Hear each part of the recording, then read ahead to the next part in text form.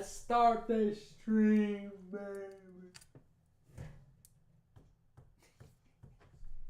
Baloney, baloney.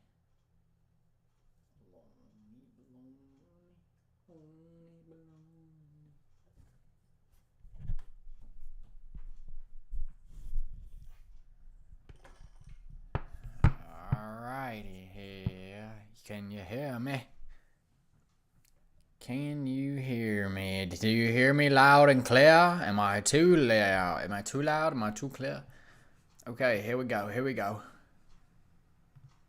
Let's listen to this guy. Some people weren't happy. They included the influential Conservative personality Stephen Crowder. This is what he had to say on his show, Louder with Crowder, about me. Louder This with brings us to Piers Morgan's rules for me. He hosted Alex Jones on his very own program this year. Piers Morgan doesn't understand what freedom of speech is. Piers Morgan has also hosted Suhail Shaheen, the Taliban spokesperson. Jeez. Wahid Asif Shaita, an Islamist extremist leader. Jeremy Corbyn, the anti-Semitic Labour Party leader. Just Piers, stop it. I'm sorry. Fraud. There we go. Well, in the spirit of hosting very controversial people on my free speech platform, I'm now joined by Stephen Crowder, who can call me a free speech hypocrite to my face. Mr. Crowder, good day to you. How are you? Let's see. Well, thank you, Pierce. Merry Christmas. And let me say off the bat, I do actually appreciate about you. Your audience may not know how rare this is, that you do these interviews live, you don't chop them up, you actually have a discussion, and I've been advocating for that my whole life, so really, I appreciate it. Those are steps in the right direction. Well, they are. And to be honest with you, the debate about what constitutes free speech and whether there should be limits and if there should be, what they are, I think is really interesting. And a lot of people have strong opinions about this. How do I... What and the I'm fuck? perfectly happy to be proven wrong, or to at least have a debate with someone who's got strong views that don't necessarily tally with mine. So I welcome you to the programme. Let's start with your assessment that I'm a free speech hypocrite. So articulate to me why you believe that. I believe the word I used there was fraud. You earlier used hypocrite. Did I really? Okay, I don't remember saying it, but I'll take your word for it, and to some degree, I believe it. Look, I think that in hosting a show uncensored, and I can't see you, but I know you put up the very festive holiday leaf on the globe there. Shit. It is incumbent upon you. You will say, I believe in the concept of free speech. Now, I'll be very clear in my definition of free speech. It's the constitutional definition of freedom of speech. All speech is permissible outside of a crime. And we have very clear parameters, and these have been affirmed by the Supreme Court, as to what that is. That's a proactive call for violence. The crime is not the speech. The crime is the action causing violence on purpose. Outside of that, everything is permissible. But for a show uncensored, and I know that you said there's a difference between across the pond there, and obviously in the United States, we have a First Amendment that you don't. How would you define freedom of speech? Well, I don't think we're as far apart as you think. I mean, you talk about the First Amendment not protecting, for example, crime. It's a little bit more complicated. For example, it doesn't protect you if you deliberately defame somebody. And my argument about Alex Jones in particular was that he's just been punished with over $1 billion fine in one of the biggest defamation cases in modern American history for deliberately telling lies about the families of the poor victims of the Sandy Hook massacre over a sustained period of time, which led to them getting direct harassment and other criminal activity. So I was joining all the dots there of his particular situation, and I concurred with Elon Musk's original view when he was asked about it when he first bought Twitter last year, which was he was not going to allow him back on. He's now changed his mind, but my opinion was based on the Constitution of the United States not protecting you if you are guilty of defamation. Well, okay, so I'm going to have to take the rounds out of that magazine from how loaded that question was and so much misinformation there. And that's the beauty of the freedom of speech. You can say that, you can speak misinformation, and you have the right to, for example, saying he knowingly lied. Look, I'm not in the business of defending everything that Alex Jones has said, okay? But if you're going to say the 22 minutes out of 8,000 hours of broadcast time for which he apologized, acknowledged that he was wrong, constitutes what you are saying is proactively lying. That is a very dangerous precedent. It's not accurate. Hang on, Stephen, it's not accurate. Stephen, he did deliberately lie, for a sustained period of time, for years, about these families. He knew Sandy Tell me how he Hook. deliberately lied. He knew that Tell me how he deliberately lied. And he was found to have Tell me deliberately how he deliberately lied. And by the way, in his defence, he Tell tried. me how he deliberately lied, please. In his defence, he tried to play the First Amendment card, and it was rejected by the judge. Rejected. Tell me how he deliberately lied, please. Because he knew that it wasn't a hoax. He knew the massacre had happened. Incorrect. This isn't what he said. That's incorrect. Let's play what he said. It's got inside job written all over it. Sandy Hook is a synthetic, completely fake, with actors, in my view, manufactured. I couldn't believe it at first. People just instinctively know that there's a lot of fraud going on. But it took me about a year with Sandy Hook to come to grips with the fact that the whole thing was fake. Whole thing was fake. Repeatedly, a sort of series of different shows he did. You still have an answer. You still have an answer. That doesn't prove that he knowingly lied anything. But Look, Alex Jones is wrong about a lie. You're a very Alex smart. Jones is wrong about a lie. Stephen, you and I disagree. But he's also a friend. Stephen, you and I disagree. Hang on. Believed it, and I'm going to respond to you. You and I disagree about many things. We agree about many too, right? But on this point, you're a very smart guy. I wouldn't question that for a moment. You and I both know Alex Jones knew that was not faked, Sandy Hook. You and I both know that. So I have to spit the words out that you just tried to place in my mouth. I do not know that. I don't agree with the premise, and you have yet to prove it. Here's the beauty, though. I don't have to even prove if you it. were The to court commit proved defamation, it. even if no, it didn't, and even It did. assuming It that found you him don't guilty discuss of the defamation. caps with your audience, and I'm going to continue speaking as though we're having a dialogue. Even assuming that you don't discuss the caps, that he would never pay out the far lower settlement that they have decided they would allow, considering this will go to a superior court and will get thrown out. Even if you allow all of those things, here's the beauty of the First Amendment. Here's the beauty of the First Amendment.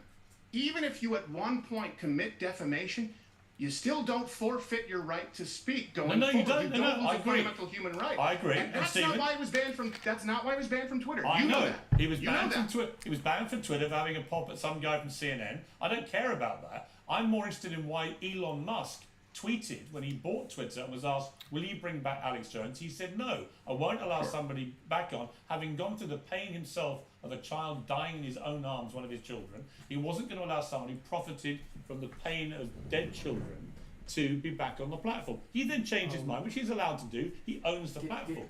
X is a private company owned by Elon Musk. He can do what he likes with it. But they also have a series of rules which are available on their website, which you can check about what is allowed and not allowed. And they will deplatform you if you transgress those rules. And my point to you is that the situation with Alex Jones is that he was found guilty in an American court of defamation.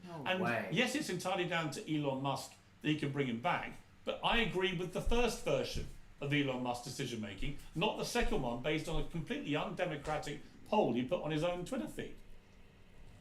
Well, I agree with you that it shouldn't be left to a Democratic poll because the First Amendment is not subject to a vote. Right, but you accept the First Amendment of the US Constitution has a number of things which are excluded from protection, whether it's child pornography, fraud, defamation. There's a whole list of things which you'll simply. But that has nothing to do with speech. No, but you're conflating. Sorry, Pierce. But I think you've mischaracterized what I said there, because I've never said he hasn't got a right to say what he wants. He can say what he likes. I believe fundamentally in anyone's right to say whatever they want. The question is accountability. And the US Constitution, which you don't think I know anything about, but actually I know a lot about. And I'm a huge... I didn't say you don't know anything about it. I really don't believe that. I know that you have said from that same show you did, you basically said I don't know much about the US Constitution because I'm not American. And that's fine. But I have lived and worked in America for 20 years. I have tried to really get a handle on I the saw a US fucking Constitution. spider in. And on the issue of the First Amendment, I missed it, is dude. a So it's still in complicated here. thing. It's not as simple as saying you can say It's whatever not. It wasn't you about want. close. Well, it is, because it doesn't allow the unfettered free speech, but with protection. You're suggesting it does. It absolutely does. It doesn't. It absolutely does, barring. Would you like me to explain? Barring what I've already outlined. Actual criminal behavior calling for violence against other people. For example, Pierce, look. Yeah, but you know that including you have defamation. been, and I'm saying this in your defense. For example, you made your joke about being a two-spirited penguin, right? I thought it was cute. I think it was funny, and I understand the point that you were trying to make, okay? You have had people accuse you of creating violence against trans. You know that, and we know it's absurd. So who defines what is actually calling for violence, or if you but here's the basically in a roundabout way I hear maybe you. causing violence? No, unless you called for violence. No, but you keep saying you said that you were a two-spirited But you keep anyway. saying that your only barrier on free speech is crime. Yes. And I keep reminding you that Alex Jones was found guilty of defamation, and that is one of the things that's not protected by the First Amendment. No, it's not protected in a you can have civil damages, and your First Amendment rights don't cease to exist. In other words, you can pay.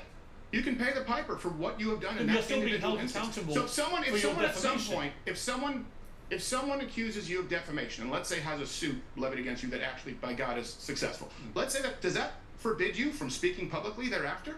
No, of you course don't not. lose No, it. It's but a fundamental human right. Not at all, but it does allow, I'm exercising my rights to free speech to say I think he shouldn't be allowed back on X, which was the position of the owner of X until last week. So my point is that Elon Musk has made two judgment calls about this. One I agreed with, and one I didn't. And I'm exercising my free speech rights to say I don't agree with it. You are, and I completely support your right to that. The problem is Elon Musk changed his mind in the face of new information. And if we want to have productive dialogues, we need to. You know what? This is one thing I often ask. And by the way, I think that none of this is a gotcha for Twitter clicks. I hope to God it's not. How often, when you were on CNN, or how often when you were on your morning show there in the UK, or how often do you see on any news network someone say, you know what, new information came out and I was wrong? And I say that because you've done it, and I appreciate it. You said, you know what, if I knew what I know now about the COVID vaccine, specifically that if you get the COVID vaccine, you cannot transmit it. Yeah. If I knew that that was incorrect, I wouldn't have espoused the views that I did. Yeah. I think that's a beautiful thing. And I think the problem that we have in today's society is not wanting to allow people to be wrong, to make mistakes. In the realm of comedy, look, good jokes and bad jokes come from the same place. Sometimes you have to risk something that's not funny. Well, I agree Sometimes with you you have about to all express that. an opinion. Yeah, but I agree with you about all that. Sure. I agree with that. I tell you, that's really the bedrock of this show. But I come back again to why I had a particular issue with the Alex Jones thing, is that unlike the other circumstances you're describing, in his case, he was found guilty of a serious defamation against the Sandy Hook families. He was fined over $1 billion. So far, he's not paid a dime of that money. And, you know, Elon Musk has made two calls on it. Like I said, the first one, I agreed with. I don't think that people like Alex Jones should be allowed an unchallenged, unfettered public platform to spew lies which are done deliberately, in my estimation, to spew lies. Unchallenged? Are you out of your tree, son? Unchallenged. It's a cesspool. No. Look, anyone can say anything they People like. can reply to him, but no one can have a direct challenge to Alex Jones, like I did when he came on my Of course show. they can. Look, like you picked out, for example, but he. All right, I'm done with that. I'm done with that. Live from the liquor store. The fuck?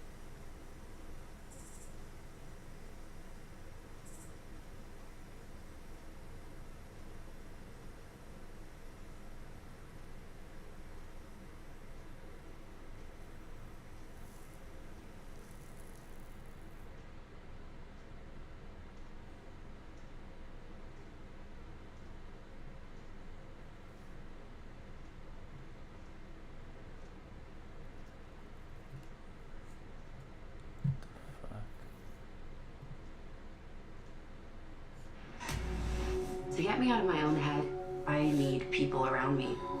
People who, when they... Hello everybody, I'm Ken, that's Buff Pro, and today we're checking out a video called Free Range Kids. No medicine, no school routine, no bedtime. Oh man. This sounds like a nightmare already for me and kids everywhere, honestly. Free Range Kids. let me hang on before I even start. Like, Okay, I can move the Wikipedia fucking camera now. Free-range parenting is the concept of raising children in the spirit of encouraging them to function independently and with limited parental supervision. Okay, so yeah, I know there's a good word for this. It's spoiled kids, except taken to the extreme. You can do whatever you want. You know, there's no consequences for anything in your life. I guess the concept like it originally probably came from a place of I love my kids. I want them to be happy and do what they want to do. But I got too many opinions. We just gotta watch the video and see what they say. Oh man, yeah. Wow. Before we do, look at that graph. Wow, look at that graph. Subscribe if you're not already subscribed. If you are subscribed, thank you very much. Check out Dane on Buff Pro on YouTube and Twitch. Let's see these kids, man. Last cookie. These kids. I will go ahead and just say at the beginning here that my opinion on parenting is I think kids need structure in their life because without it, they will drive themselves and you crazy. They need structure and morals instilled within. And medicine and school are. A lot of people think when the milk teeth come through, you should stop breastfeeding. All it comes down to is the mother and the child. It should be a mutual decision between both of A them. mutual Jesus, decision. is every picture this? Oh my God. Can you? All right, come over here. How old is my? How old is he? How old is my man here? Well, Yeah, you know, like, he's a little further past the milk teeth. He's got his adult teeth. I think. yeah. Like, I don't even want to make. I don't want to. Like, I don't know how old the kid is now. I don't want to make fun of him in case like he's a fan like watching this video and sees himself and is embarrassed because like his parents' choices. But I don't know. It's. But you just did I didn't anyway. think about that. Yeah. You know, I don't know breastfeeding. But you just did anyway, So, motherfucker. It's great. It's wonderful. Mm-hmm. Right? But there's that cutoff age, man. Right? Like, Well, not even just for the kids, for the mom, right? You know, I figure the mom would eventually want to move on from lactating all the time when her boobs hurt and mastitis and all and everything else that comes with it. Off-grid parenting, moving towards self-sustainability and being a bit more free range, less institutionalized. They're hippies. yeah. Is that an offensive word now? I don't know. Hippie is an American conservative period used the term as hippie as an insult towards young adults who they considered unpatriotic, uninformative, and naive. Oh, well, they're hippies. When I felt pregnant, I very much felt I didn't want any medical intervention, and so for me, the only way to achieve that was to step out of the system. We did receive step out of the system. I mean, I married like all three of her births were as natural as they could be. You know. Right. I don't know. I feel like you just kind of take your. Modern medicine exists for a reason, right? Right. My mind is going so many places of like critique. I mean, there is This modern medicine that I'll go- makes I'll you go to the worse, religious but aspect, right? but like in that of aspect, how people are like, I mean, oh, you gotta do dear what you Lord, gotta do. Please deliver me Obviously. from this sickness. Oh, heal my body. And then they like are also like anti-vax at the same time. It's like, I'm pretty sure he's already given you what you need to feel better. Just take it. But maybe that's a hot No, topic. You know, let me dude. know in the comments. yes, it is, bro. Because anyway, like- because look, God didn't give us vaccines, bro.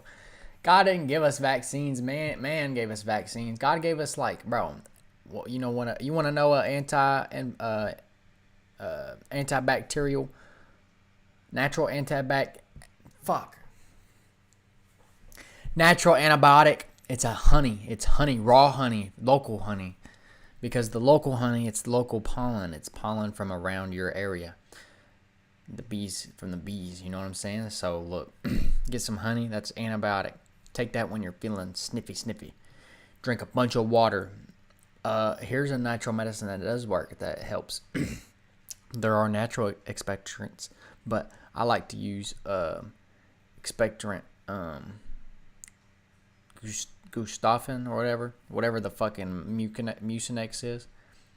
But anyway, like, I hate when people talk like this because they're always like, you can't just pray and that's it. I mean, bro, kinda in a way, but like you gotta be already doing the right things. Like you can't like not wear a helmet and crash and like expect to be okay because doctor's gonna fix you. You know what I'm saying? You kind of have to like eat the right foods, exercise. I mean, look at these fat motherfuckers. You know what I'm saying? I don't know, bro. I'm just saying, like, people that talk like this. I'm sorry, Cinnamon Toast Ken. I'm sorry, bro. I don't know if I can watch this video because I just don't agree with that shit. I just really don't, bro. The worst picky eater. Progress. Moving in a positive direction. Good Mythical More. Welcome to Good Mythical More. We are going to take a picky eater test. Now, I'm known as being a picky eater, but this is going to be a definitive measurement of how picky you are as well. Yes. And I'm told that the crew has wagered against our scores. Oh, well, this is fun gambling. Yes, we encourage that. Yes. Not you know, just not real money. You know, just with ideas. Just for the fun of it. Just with ideas. And also, we're going to find out how picky some of the crew members are. Mm-hmm. Good, good. But first, let's play You Gotta Check Out, where we invent, or we are given the title of a show, and then we say that you gotta check it out. You have got to check out Eating My Way to You. Eating My Way to You is... You know, we take... it's so good, first of all. Well, this season was crazy because... Season 3? Well, because it was like, season 3 was the old folks, you know? Right. It started out with, like, straight people in season boring. 1 and gay people season 2, Right. and now it's just old people. Old people, but they're all hungry. Yeah, and they're all hot! So and hot. they put the hottest dude inside a giant thing of bologna. Right. That's what I only say that because that's what they called it on the show. I always called it bologna, but I think because it was all filmed in Spawn, Right. And they then all called the it bologna. and then all the old hot women are around there and men calling, because and men because it's the gay bi, and it's the straight. bi, it's the bi season. Oh, and it all bi people. It's called old buys, And it's like and they're eating. They all they start eating the bologna, and but they're eating towards the person that they want to be closest to. Come to me. So we can't react to this shit? Is that what this fucking thing is telling me? We can't react to Good Mythical More. I hate the way shit is, brother. What are we supposed to react to?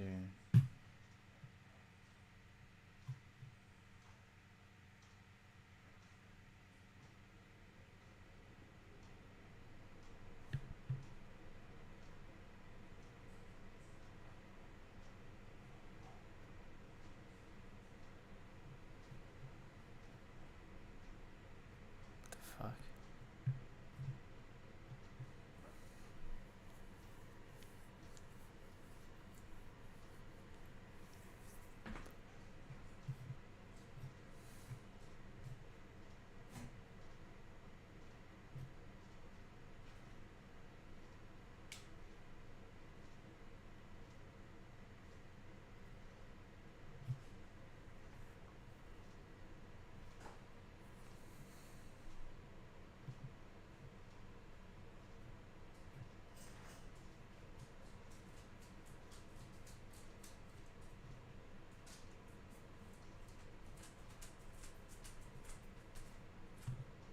This is Everclear, and on first inspection, it may look like your average clear spirit. However, what makes Everclear stand out and what makes it so famous is its whopping 95% ABV. If you are from the States, that is 190 proof. Everclear is so strong that it's actually distilled with 190 of single proof. distillation. What that means is that if they you're were to from add the any more States, alcohol content or dude, ethanol, what are you fucking talking would about? do It's on the this, fucking thing. It says both of this shit. which means you can't drink it. I don't know what it means. Wait, what? An isotrope, or a constant boiling point mixture because composition unchanged. I don't know what the fuck. Which means you can't drink it. I don't know what it means. To give you a comparison of how strong Everclear is, absinthe, one of the most famous strong spirits in the world, clocks in at around 75% or 150 proof. Furthermore, Everclear is used as a food grade cleaner and disinfectant and is currently banned in these 15 states. The reason it's banned in these states is for its incredibly high alcohol content, which they typically ban around 95%, which is I've exactly drank what that Everclear shit. is. Now, funnily enough, Luxco, I've taken the creators shots of behind that shit, and Everclear, it's created awful. a version that is 94.5% ABV in order to get shipped into these states, which in my mind is the Fucking equivalent legs of itching. of a loophole. Now, I think this goes without saying, but please, please, please do not drink Everclear straight. I It did. is not made to drink straight. It's horrible. In fact, the main purpose of Everclear was to be made into different things. When Dude, we it look at fucking other like liquors, such as melts your vodka or rum, insides. They're quote-unquote finished products. Adding anything else to these finished liquors isn't going to really change the flavor of the liquor itself, and diluting it's going to make it way weaker than it was intended to be. Everclear, on the other hand, though, is to be viewed as an unfinished product. Because of its extremely high alcohol content, it's great at soaking up flavors and creating infusions. Furthermore, when you dilute it, it will actually average back down to what a normal liquor is, so right around that 40% mark. So now that we know what Everclear is and how we should drink it, let's make some drinks. I wanted to have a little bit of diversity. Let's make in this some video to kind of drinks. Show off Everclear. No, I wanna So watch we'll start somebody fucking with a blackberry sage vodka, and then move over to a standalone cocktail, which is going to be a little twist on a Moscow Mule. Alright, to get this started, you're going to need 12 ounces of berries. I want to see somebody take shots of this shit.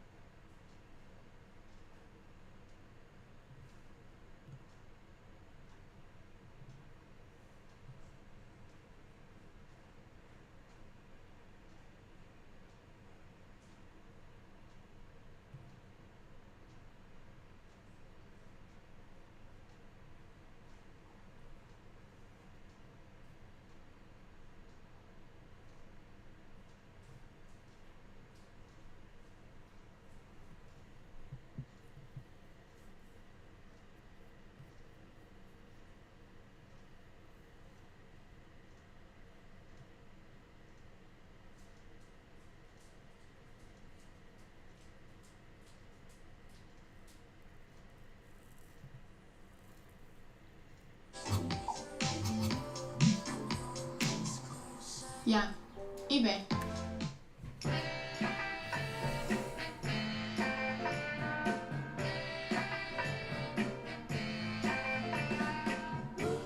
Alright, if you're just now seeing this, I just did the best take ever. It was the greatest intro in the history of intros. And Brianna pointed out that it wasn't recording. Cool. Alright, here we go again.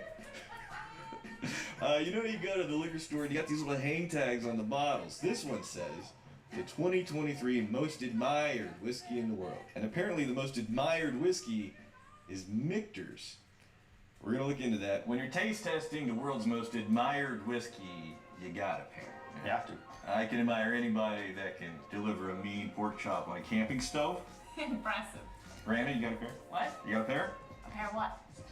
Yep. Okay, first, you want to salt the pork chops because what you want it to do is draw out the moisture from the pork chop. When you get ready to sear, it's going to be much crispier layer on there. And now we stick it in the fridge. This is Michter's whiskey, by the way. Is it? Oh. Yeah, the Four brand. different kinds. For me to figure out what's the best Michter's pairing. Michter's distillery has origins dating back to 1753, making it one of the oldest whiskey brands in all of America. But it is the first time an American whiskey was voted the world's most admired, according to a poll of independent whiskey experts, journalists, bartenders, and drinks buyers from more than 20 countries. And Michter's Sour Mash is a revival of an old recipe. This is the whiskey that we're going to be tasting first, and when we're tasting it, we don't know what it is. We're going in blind. On the nose. Ooh, like an apple cinnamon. Yeah. Kind of apple pie almost even. Like cinnamon raisin. Ooh, okay, raisin. Pretty though. It's the brown sugar for sure. Let's get some vanillas. The apple pops. Apple, oak, honey, tiny bit of cinnamon. It's not really throwing a lot of heat at me. What about you guys? No, not at all. Sweet. She just wants to eat. You've lost privileges. Damn. I'll just use my bare hands. Believe it. Guys, these are bone-in, so please watch out for the bones. Alright, cuts like butter. It's an hour, The man. bourbon mushroom sauce. Oh, yeah. Yep. That's really good. That's good. Man, that I still had the taste of the whiskey linger on my tongue. That just mixed in really well. Yeah, that's a gorgeous pear. Very rich. Perfectly salted. Dude, hell yeah. Let's go back to whiskey A, the yellow one. Figure out if we like this pairing, and then we'll move on. For me, it works really well. Pork chops and apple notes. Yeah, after eating the pork chop and going back, Yeah. I get a cloud of vanilla. It pops. Yeah, it pops right out. Pops with that pork. Oh, that's nice. One of one. It's my favorite. You went to culinary school. I never attempt pork chops because every time I try it, I overcook it. I also never get them at restaurants because whenever I get it at a restaurant, they say, by the way, we have to do that medium well to make sure that blah, blah, blah, blah, blah, blah. I don't like overcooked pork chops. What are you doing to make sure that these turn out well? The way to not overcook a pork chop: hot pan, meat thermometer. All said. You want to have like a medium-high heat. Make sure if the oil is steaming, the butter is steaming, that means it's too hot. You need to turn it down. And then always have a meat thermometer. 145 is the temperature that you're going for. That's it. They are not lying. As a standard health code, they have to cook it to that temperature. But if you're cooking at home, you want to make sure it's nice and pink, light color. As long as it's good quality, you can cook it medium rare. Oh, you're still eating. That's cool. Not really shooting the episode at all. No. It's fine. I mean, yeah, it's good. I don't blame you. Next in the blind lineup, we're going to be trying Michter's Bourbon. Now, they're going to be doing a lower barrel entry proof, from what I understand, which is going to help give it a softer, potentially sweeter experience. Let's see. Alright, so let's move on to the next one. Wow, we can go back Oh. and compare. Yeah, that's Ooh, that's got even more vanilla, I feel like. vanilla, and then there's more. It's something. I'm getting caramel. Okay, Caramel, caramel, yeah, caramel. and like an orange. Wow, that is an interesting nose. I like the hell out of it. Is. The white pith of an orange. Yeah. And then there's It's creamy a little. some brown sugar wheat bread. Yeah. I can see the brown sugar for sure. Very different. Yeah, that one's got more. I'm getting more cinnamon, more baking kind of spicy. Yeah, on way it. more bright and sweet on that yellow. That's beautiful. I like the hell out of that. This is a little bit more thick and dense and rich on the nose. That stays. Ooh, Okay. Yeah, that's good. that one's got more of a sparkle in there. Cool. What do you look for in a whiskey? What do you like? Vanilla, caramel notes for sure is a big one for me. I love bourbons. Classic over home plate, traditional American whiskey notes. Yep. Just kind of what I grew up on. So What age did you start at? 21. Rihanna. That's testing you. Can we try it again? The taste tracks pretty well with the The nose. nose, oh, for sure. She gave you the biggest one. Oh man, I think you gave you mine. Oh my god. Dude. What am I doing? I'm gonna have it with some of them after. Here we go.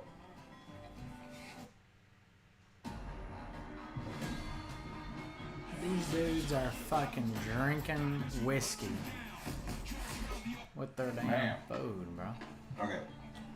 What in the The world? saltiness from the briny pork chop kind of mellowed it out, and it's like instead of the zest, what you were saying earlier, I'm getting more of the pith. What I was saying, like the white pith, a little bit of bitteriness to it. It Really did good. mellow it out a lot. Yeah. I was getting a lot more of this just neat without the pairing. The moment I paired it, it's still nice, but it did just kind of Mellow, retract yeah. back all the way down to just that orange note. Yeah, I hear what you're saying with the bitterness, but it also it gave it a slight more orange creaminess for me. Okay. Delightful, but not better than the first one. Yeah, I think that apple forward character in the first one is really working with that pork chop. Thanks to Original Grain for sponsoring this episode. Original Grain specializes in making watches and rings inlaid with whiskey barrel wood. They've been making watches and rings for over a decade using unique materials like whiskey. Let's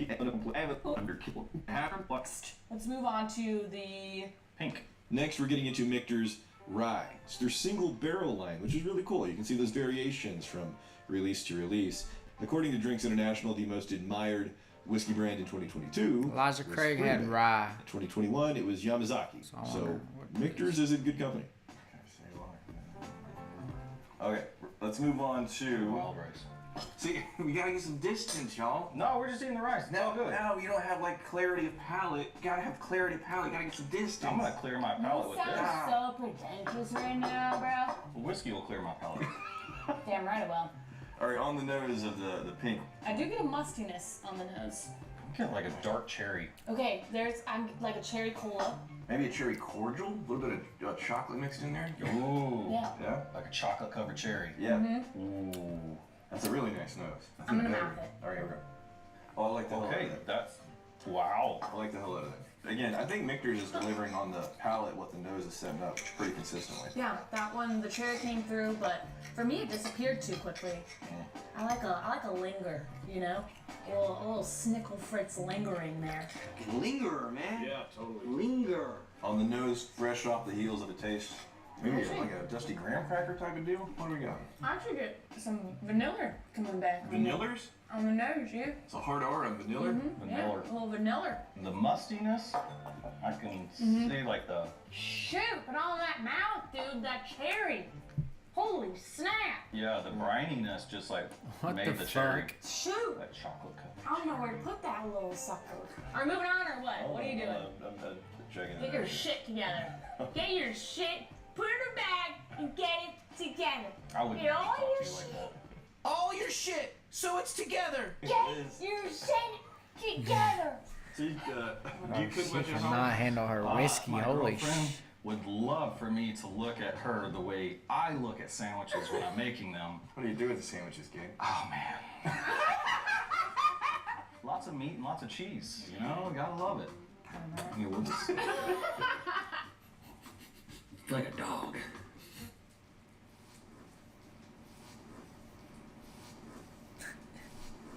We moving on? Nope. Where did you learn to make this recipe? Many, many moons ago in a prison camp.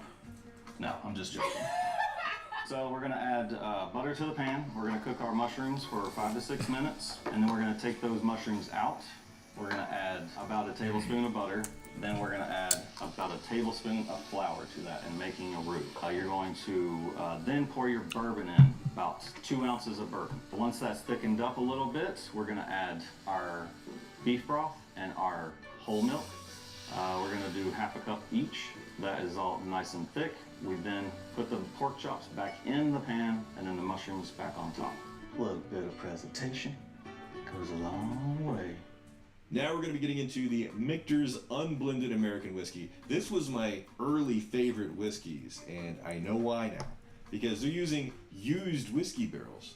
Previous whiskey was in the barrel, so it sucked out a lot of those tannins, which is something that I often enjoy in all of my whiskeys, even bourbons. That tannin note, yeah, it's got to be something amazing for me to enjoy that note. So the last one, buttery crust of a pie. So I'm getting Okay, I'm getting buttery pie. I'm getting the caramel butteriness of peanut brittle with Yeah, the I don't get peanut, but I do get caramel I get and the like caramel buttery of it. pie. I don't get the peanut. A somewhat sourish Okay. fruit, kind of fruity skins. Mm-hmm. That's the lightest. Where are they softest getting this palate. shit from? Like, I smell whiskey, I just expecting smell a lot more whiskey. From that nose, this is the one that's probably the biggest difference from nose to palate. Honey and that oakiness. Yeah. Yeah, on the taste. Definitely that oaky. Alright, here we go. Oh my god, you got a big knife. This guy's going deep. What would your girlfriend think? Probably like it. That changed up the fruity character on the nose for the blue note. I'm actually getting more herbal notes on the nose now. I teased out some more vanilla in the oak. You got some salt in the sauce, salt in the pork chop. Salt does dramatically change the palate of things. Salt should honestly like bring out flavors that were there present, and it makes things pop. That's why I like putting a salt solution in cocktails Actually makes the whole drink come together and pop. Are you guys ready to rank your favorite pairings? I gotta get in and I gotta assess. I gotta assess. I hope it's a legit thing, man. The most Wait. admired thing. I hope they did like a reasonable process to I come can to that see result. it. Yeah, No. anybody can say most admired, but the methodology you used to get to that result, Yeah. I hope it's legit. Looked into it, and it's pretty unclear how many experts around the world are surveying for this most admired poll. It seems to be a fill-in-the-blank format, not multiple choice, and it's not ranked choice. So filling the blank with your top 10 most admired, asking all these people. And for what it's worth, Drinks International, it was established in 1967, and it's a magazine dedicated to the global spirits, wine, and beer industries. I'll leave it to you. Is that a good enough methodology to get the most admired result, or would you do something differently? Let's see in the comments. What do you think? Alex just asked, what's the whiskey being admired for? There's 3 main criteria that they were judging against: quality and consistency, price to quality, and strength of branding and marketing. Just off the top of my head. Now keep in mind, this is your favorite pairing. Yeah. So not just favorite neat pour, so you really gotta be in the thick of it. It's getting weird. You guys want more sauce? Oh yeah. Oh yeah. Give me some more. Oh yeah. Sauced. It's getting sauced right now. Gabe's a saucy boy. I am a salty boy. I have 2 more to taste. Damn, you annihilated that thing. It was a smaller one, that's why I wanted the bigger one. Remember, when it's small, it's big. That's not a thing. I promise you, no matter what your girlfriend tells you, it's not a thing. Do it. Do it. Natural. You're part of the Big Bite community. Congrats. Alright, yeah. I'm finalizing. Alright. We got some differences here. My least favorite was the blue. Alright, oh, your least favorite was blue. Blue was my number 2. Interesting. I did, yeah. For me, I felt like it just disappeared too much. Yeah, I still got kind of like a sourness on the nose. Didn't have enough presence. Too oaky for me. Dissipated a little bit towards the end. What was blue? You guys did not like Michter's American. Ooh. Wow. Whoops. American we are. We're not Americans. I was not feeling the orange. That orange pith. Yeah. Like that kind of the oaky tannin bitterness. I wasn't working for me whenever it came to this. Maybe that bitterness with the saltiness of the chop and the sauce. And I was not feeling, you know what? As far as the pairing goes, bourbon. Okay. Not for me.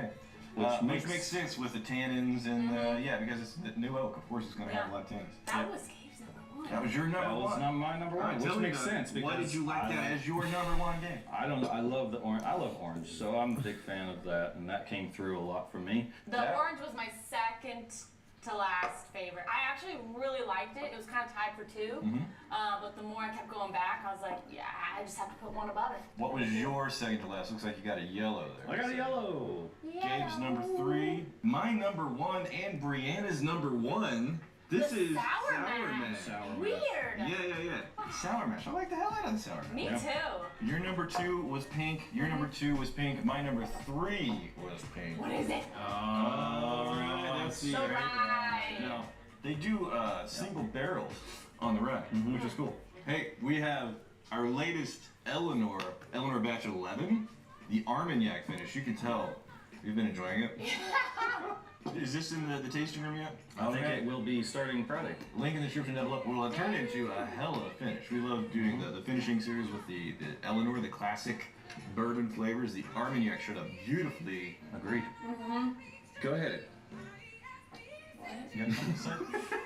Whiskey Tribe's official dry week kicked off noon Friday. That was yesterday. We're doing an optional dry week just to make sure that you don't have any dependency issues creeping up on you. So by the time we come back on Friday at noon, it's usually only for the Patreon coming out of dry week, but we're going to make this one available to everybody because we're going to try a lot of new things in this. In the description, click the button, set the notification, the reminder for that drink stream coming out this Friday at noon.